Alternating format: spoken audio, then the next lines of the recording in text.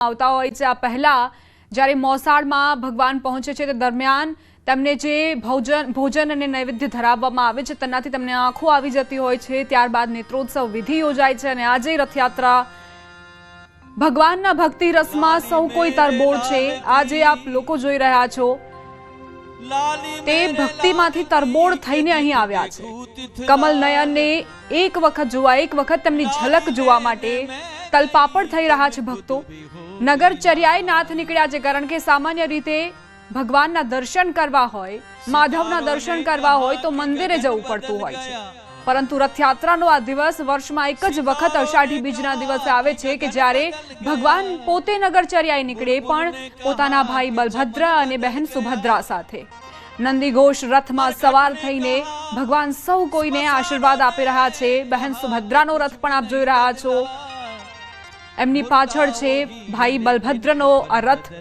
આ જે રથ છે તેની પણ વિશેષતા હોય છે કે તેને કાષ્ટ લાકડાથી બનાવવામાં આવે છે, સંપૂર્ણ કાષ્ટથી તેને તૈયાર કરવામાં આવે છે। કોઈ પણ ધાતુ, કોઈ પણ ખીલાનો ઉપયોગ નથી કરવામાં આવતો। આ જે રથયાત્રા છે તે ભારતની બીજી સૌથી મોટી રથયાત્રા છે। 1878માં 2 જુલાઈ 1878માં આ રથયાત્રાનો પ્રારંભ થયો હતો। ખૂબ જ નાના પાયે આ રથયાત્રાની શરૂઆત કરવામાં આવી હતી। મહંત નરસિંહદાસજીએ તેની શરૂઆત કરી હતી, પરંતુ જેમ જેમ સમય વીતતો ગયો તેમ તેમ આ જે રથયાત્રાનો વ્યાપ છે તે વધતો જતો ગયો અને અત્યારે 16 કિલોમીટરનો આ લાંબો રૂટ છે।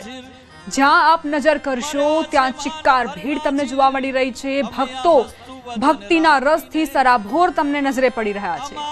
બાળકોથી માંડી વયોવૃદ્ધ લોકો માત્ર ને માત્ર પોતાના નાથને જોવા માટે, આ બ્રહ્માંડના સ્વામીને જોવા માટે, તેમને નિહાળવા માટે તલપાપડ થઈ રહ્યા છે, ખૂબ જ આતુર જોવા મળી રહ્યા છે। જગન્નાથની ભક્તિના રંગે કઈ રીતે અમદાવાદ રંગાયું છે આ દ્રશ્યો તેનો પુરાવો આપી રહ્યા છે। સવારથી લઈને વહેલી સવારે 3 વાગ્યાની આસપાસથી જ મંદિરમાં